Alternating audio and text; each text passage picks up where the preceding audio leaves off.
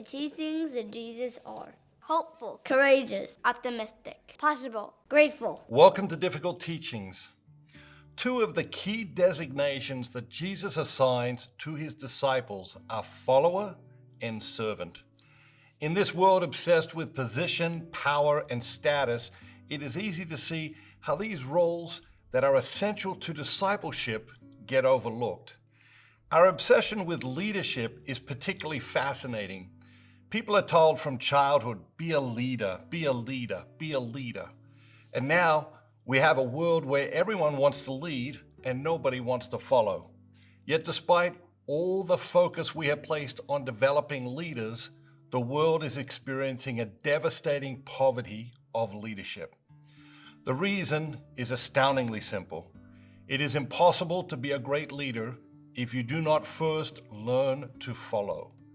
There is no greater preparation for leadership than to be a committed follower. Today's difficult teaching is, come, follow me. This is from Matthew's Gospel, chapter 4, verse 19. Come, follow me. When you hear these words, where does your mind go? What do these words stir in your soul? Do they arouse caution, excitement, fear, or is it something else? What if someone called you up this afternoon and said, I got you front row tickets and backstage passes to see your favorite band? How would you feel? Or imagine you won tickets to the Super Bowl. How would you feel?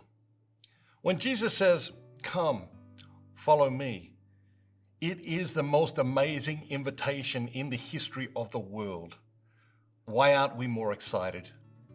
He is inviting you and me to join him on the adventure of a lifetime that goes everywhere worth going and does everything worth doing, but we keep putting it off. Or we say that we will go and then change our minds. Or we try to customize the itinerary, picking and choosing what we think will be interesting and enjoyable. Are you following Jesus? If not, why not? And if you're not following Jesus, who are you following? When I wander off, the scary answer to that question is myself. But the scary, scary, scary answer sometimes is nobody.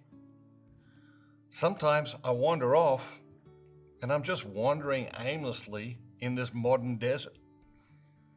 From time to time, we all need to renew our commitment to following Jesus. Perhaps today is that day. Maybe we just need to sit in the classroom of silence and say yes again to following Jesus. And if you want to try to follow Jesus like never before, I have only one piece of advice.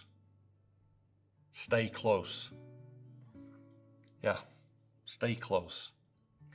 Several years ago, I visited Istanbul to give a speech. And while I was there, I visited the Grand Bazaar. The word bazaar means covered market.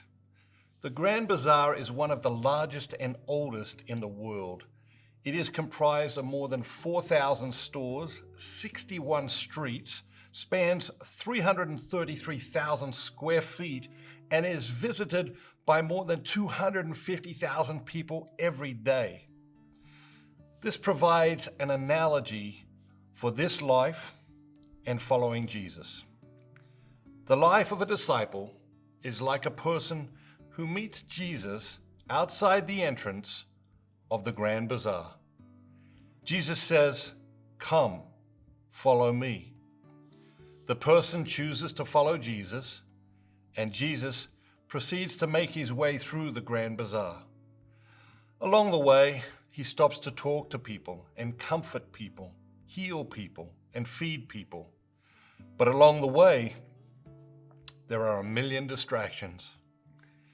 It is intense and insane, a sea of humanity bewitched by 1,000 trinkets, all the time completely unaware that the treasure they seek is walking among them.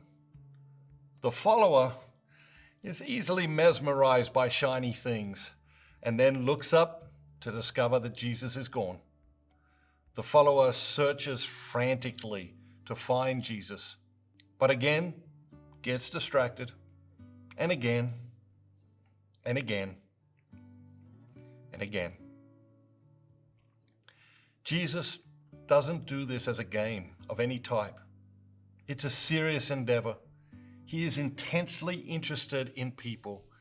He wants to lead his followers deep into people's lives so we can serve other people as powerfully as possible. It doesn't matter so much how many times the follower gets lost or distracted. What matters is how many times he returns to following Jesus with renewed commitment in his heart. When Jesus exits the other side of the bazaar, the follower's life is over. And Jesus looks over and says, "Well done, my good and faithful disciple." The Grand Bazaar is a microcosm of the whole world and your whole life. Following Jesus is like walking through the Grand Bazaar. Stay close. If we don't follow closely, we don't have a chance. Have a great day. And remember, don't just be a spectator, be a participant. Add a comment below and join the conversation. Thanks for watching. See you next time. Bye. Have a great day.